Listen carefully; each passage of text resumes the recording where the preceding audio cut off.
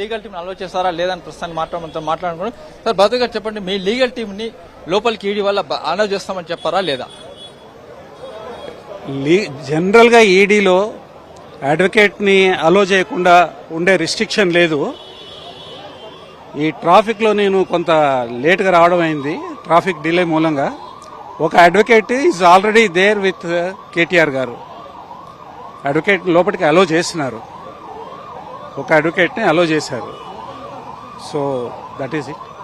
వాళ్ళని అడిగితే morning చెప్పినట్టయితే legal team అలో చేసే ప్రసక్తి లేదు, కేటీఆర్ నొక్కని అలో చేస్తామని ఈడీ వాళ్ళు అఫీషియల్ చెప్పడం జరిగింది. లీగల్ టీం పోయి కేటీఆర్ గారితో దగ్గర కూర్చొని మాట్లాడడం ఉండదండి. Legal team will be made to SIT at a distance. ఒక కొంత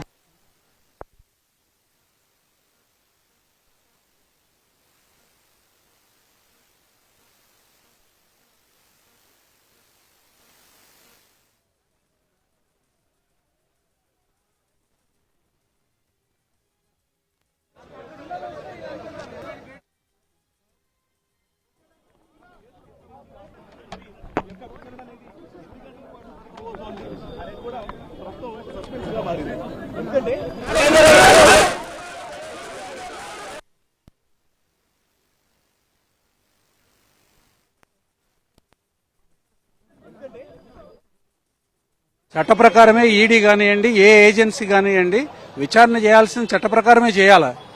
చట్ట ప్రకారం చేయనప్పుడే లీగల్ టీంకి అబ్జెక్షన్ రేజ్ చేసే దానికోసము అవకాశం ఉంటుంది. దానికోసమే లీగల్ టీం అంటే ఒక అడ్వకేట్ ఉన్నా ఇద్దరున్నా సరిపోతుంది. అది దాంట్లో ఇదేం లేదు. ఇదే ఫిజికల్ గా ఆపడము కొట్లాడడం ఇదంతా ఉండదు కదా. ఈడీ వాళ్ళు మిమ్మల్ని ఏమని అడిగారు, ఏం డాక్యుమెంట్ తీసుకొని చెప్పారు, ఏమని చెప్పారా? వాళ్ళు చేసిన రిక్వెస్ట్ ఏముంది? ఈడీ వాళ్ళు ఏమి ఆ నోటీస్ లో మా ముందు మీరు ప్రజెంట్ అవ్వండి అని అన్నారు. In obedience to their notice ఇవాళ కేటీఆర్ గారు వెళ్లారు. వారు ఏం ప్రశ్నలు అడిగితే ఆ ప్రశ్నలకి దాని దగ్గర ఉన్న సమాచారం ఏదైతే ఉంటే ఆ సమాచారాన్ని అంతా ఇస్తారు. డాక్యుమెంటేషన్ అడిగారు, ఎందుకంటే ఫస్ట్ నుంచి సెకండ్ వేట్ కావచ్చు. ఇందులో ఇది మొత్తం రికార్డ్ బేస్డ్, ఈ మొత్తం కేసే రికార్డ్ బేస్డ్ కేసు. ఇది ప్రతిదీ కూడా గవర్నమెంట్ దగ్గరే ఉంది. డాక్యుమెంట్స్ అన్ని గవర్నమెంట్ దగ్గర ఉన్నాయి. ట్రాన్సాక్షన్స్ కూడా త్రూ బ్యాంక్ అయినాయి. అగ్రిమెంట్ ఇది లీగల్ గా ఎంటర్ అయిన ఒక కాంట్రాక్ట్. ఇది ఈ కాంట్రాక్ట్ లో స్టేట్ గవర్నమెంట్, హెచ్ఎండిఏ, తర్వాత ఎవరైతే ఈ రేస్ కంపెనీ ఏదైతుందో ఆ కంపెనీతోని ఆయన అగ్రిమెంట్, ఈ అగ్రిమెంట్ ని ఇంప్లిమెంట్ కూడా partly it is got implemented. ఏదైనా కానీ త్రూ ట్రాన్సాక్షన్స్ అన్ని కూడా ఓపెన్ గా ట్రాన్స్పరెంట్ గా త్రూ బ్యాంక్ జరిగినాయి. వీటిలో ఏ రకమైన ఎవరి దగ్గర ఇంకొక డాక్యుమెంట్ దొరికే అవకాశం లేదు. మొత్తం గవర్నమెంట్ దగ్గరే ఉన్నది. కేటీఆర్ గారి దగ్గర ఎందుకు ఉంటుంది? కేటీఆర్ గారు మంత్రి పదవి అయిపోయింది, తర్వాత తను నోట్ ఫైల్ మీద సైన్ చేసినాడు. ఆ నోట్ ఫైల్ కూడా గవర్నమెంట్ దగ్గరే ఉంది. కాబట్టి ఇందులో పత్రాలు కేటీఆర్ గారు వ్యక్తిగతంగా ఇవ్వాల్సిన పత్రాలు ఏమీ లేవు అసలు వాస్తవానికి. దీంట్లో ఫెమా వైలేషన్ అయింది, యూకే ఫండ్స్ రూపంలో డబ్బులు పంపించారు without permission of the cabinet అని ఫెమా వైలేషన్ స్పష్టంగా ఉంది ఈడీ చెప్తుంది. వాస్తవానికి ఇది ఒక కాంట్రాక్ట్ అండి. కాంట్రాక్ట్ సంబంధించి నోట్ ఫైల్ ఏదైతే పెట్టినారో నోట్ ఫైల్ ని ఆమోదించినారు వారు. కానీ ఆ మిగతా పనులన్నీ కూడా పద్ధతి ప్రకారం చేయాల్సిన పనులంతా మినిస్టర్ కూర్చొని చేయరు కదా. అది చేయాల్సింది సెక్రటేరియట్ బిజినెస్ రూల్స్ ప్రకారము అధికారులు చేయాలి. అది అధికారులు చేసిండ్రా లేదా, వాటికి అవసరం ఉందా లేదా, ఇదివరకు ఇట్లాంటివి ఉన్నాయా లేవా, ఇవన్నీ చేయాల్సింది. మహా అయితే ఇదేమైతే ప్రొసీజర్, ఒకవేళ ఆ ప్రొసీజర్ ఉంటే అది ఫాలో అవుతే ప్రొసీజర్ ఇర్రెగ్యులారిటీ అవుతుంది. ఇందులో అంతకుమించి వేరే ఏమవుతుంది? ప్రపంచంలో 9 దేశాలు మాత్రమే ఇంత మటుకు దీన్ని కండక్ట్ చేయగలిగినారు. ఈ రేస్ని 9 సంవత్సరాలుగా 5 పెద్ద నగరాలు ఈ రేసును కండక్ట్ చేస్తున్నాయి. 5 పెద్ద నగరాలు New York, London, Paris, Berlin and Seoul. ఇవన్నీ పెద్ద నగరాలు. ఎందుకు చేస్తారండి? 9 సంవత్సరాల నుంచి ఎందుకు చేస్తారు? ఆ నగరాలు కాకుండా అయినాయి. బీజింగ్ ఒకటి ఉన్నది, మొరాకో కంట్రీలో మొనాకో ఒక నగరం ఉన్నది, ఇంకొక 2 నగరాలు వచ్చినాయి.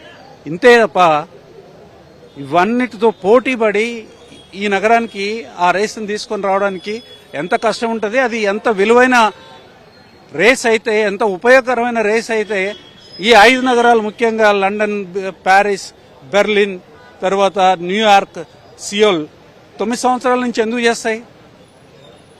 ఒక దూరదృష్టి లేని రాజకీయ యాజ్ అ సీనియర్ అడ్వకేట్ గా మీరు ఒక సీనియర్ అడ్వకేట్ దాదాపు 25-30 సంవత్సరాలకు పనిచేస్తున్నారు. ఒక వైలేషన్ జరిగింది, ఫెమా వైలేషన్ జరిగింది, అందుకే మేము కేసు నమోదు చేస్తామని ఈడీ వాళ్ళు స్పష్టంగా చెప్తున్నారు.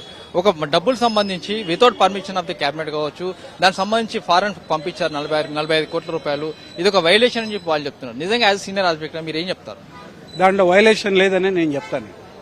ఇది రొటీన్ గా జరిగిన ఒక వ్యవహారము. తర్వాత ఒక ప్రెస్టీజియస్ ప్రోగ్రామ్ ని ఆగిపోకుండా ముందుకు తీసుకుపోవాలనే తాపత్రయము, దానికోసం చేసిన పని తప్ప దీంట్లో దురుద్దేశం కానివ్వండి, అవినీతి కానివ్వండి, తర్వాత ఇర్రెగ్యులారిటీస్ కానివ్వండి, ఇంత మటుకు ఏమీ లేవు. ఎందుకంటే ఇంత మటుకు అగ్రిమెంట్ ఎందుకు క్యాన్సిల్ చేయలేదు? నష్టపరిహారం ఎందుకు కోరలేదు? ప్రభుత్వం చేసిన చర్య మూలంగానే ఇవాళ దాన్ని ఆపడం ఏదైతే జరిగిందో దాని మూలంగానే ప్రభుత్వానికి నష్టం జరిగింది. అందులోనే దురుద్దేశం ఉంది. రాజకీయ కారణాలతోని ఈ రేస్ ఆపడం మూలంగా ప్రజలకి నష్టము, ప్రభుత్వానికి నష్టము, రాష్ట్రానికి నష్టము, ఈ నగరం యొక్క ప్రిస్టేజ్కి నష్టం చేసినది. అంతేగాని ఇది ఏమన్నా కొంత గొప్ప ఏమన్నా యాక్షనబుల్ క్రైమ్ ఏమైనా జరిగిందని అంటే it was committed by the government it self. మీరు కోర్టుకి వేస్తున్న కౌంటర్ లో ఇది అధికారులు చూసుకునే పని, నాకు సంబంధం లేదని వాళ్ళు మీరు వేస్తున్నారు. కానీ అధికారులు మాత్రం ఇది కేటీఆర్ చేత మేము చేశామని చెప్తున్నారు. దీన్ని ఎట్లా చూడాలి మరి? అది కాదండి, ఒక పాలసీ వ్యవహారం మాత్రమే మంత్రులు చూసుకుంటారు, మిగతా అన్ని కూడా అధికారులే చూసుకుంటారు. ఎందుకు ఇప్పుడు నేను మాట్లాడము, వాళ్ళు మాట్లాడడం ఎందుకు? తెలంగాణ సెక్రటేరియట్ బిజినెస్ రూల్స్ ఏదైతే ఉందో అదే చెప్పుద్ది, అది మాట్లాడుతుంది. Rules will speak. Rules of the violation అని చెప్తున్నారు. రూల్స్ ఎవరు వైలేట్ చేస్తున్నారు? ఎవరు వైలేట్ చేస్తున్నారు రూల్స్? చేయలేదండి. ఎంఫాటిక్గా చెప్తా ఉన్నాను. ఆయన ఒక్క రూల్ కూడా వైలేట్ చేయలేదు. ఆయన ఇన్ఫ్యాక్ట్ ఆ ప్రోగ్రామ్ని రక్షించే దానికోసము అన్ని రకాలుగా తనకున్న పవర్స్ అన్నిటిని కూడా సద్వినియోగం చేసి దాన్ని రక్షించే ప్రయత్నం చేసినారు. కేవలం ఒక కేసీఆర్ పాలసీ, కేసీఆర్ గవర్నమెంట్ చేసిన అన్నిటిని కూడా నేను రూపుమాపుతాను, లేకుండా చేస్తానని రేవంత్ రెడ్డి గారు చేసిన ప్రకటనలో వినండి. మీరు క్వశ్చన్ అడుగుతారు, నేను సమాధానం చెప్పేటప్పుడు తీసేస్తే ఎట్లనండి? You are not, you have to speak for public. అది కాబట్టి వాటన్నిటి కూడా, ఆ పనులన్నిటి కూడా నేను లేకుండా చేస్తానని ఎన్నికల సమయంలో రేవంత్ రెడ్డి గారు ఏదైతే ప్రకటించిండ్రో దానిలో భాగంగానే అసలు ఏమాత్రం అప్లికేషన్ ఆఫ్ మైండ్ లేకుండా ఈ రేస్ని, తర్వాత దీనికి సంబంధించింది రద్దు చేయడము, నిలుపుదల చేయడము, తర్వాత దానికి అది తీసుకొని వచ్చి రాష్ట్రానికి మంచి చేయాలనుకున్న మీద కేసులు పెట్టడము, ఇది దుర్మార్గము, ఇది చట్టవిరుద్ధము. That's it. Thank you. ఏదైతే లీగల్ సంబంధించి ప్రస్తుతానికి భరత్ అయితే KTR advocate and legal team chief అయిన భరత్ ప్రస్తుతానికి మనతో మాట్లాడలేదు. అయితే లీగల్ టీమ్ దీంట్లో అప్రోచ్ కావాల్సిన అవసరం లేదు. అంతేకాకుండా ఇప్పటికీ ఒక అడ్వకేట్ అయితే పంపించాము. అయితే లోపలికి వాళ్ళు అనుమతిస్తారో లేని విషయం మాకు తెలియదు. కానీ లోపలికి మాత్రం ఒక అడ్వకేట్ మాత్రం పోవడం జరిగింది. అయితే దీనికి సంబంధించి ఇప్పటికి చూసినట్లయితే ఇప్పటికీ లీగల్ గా మేము కోర్టును అప్రోచ్ కావచ్చు, దానికి సంబంధించి ఇక్కడ ఏం చేయాల్సిన అవసరం లేదు. అయితే మరోవైపు చూసినట్లయితే బయట ఏదైతే బీఆర్ఎస్ కార్యకర్తలు పెద్ద ఎత్తున ఆందోళన చేస్తున్నారు, ఆందోళన చేస్తున్న కార్యకర్తలందరూ కూడా అటు పోలీసులు అరెస్ట్ చేసి కూడా పంపిస్తారు. దానికి సంబంధించిన ప్రత్యక్షంగా లైవ్ లో విజువల్స్ కూడా చూడొచ్చు.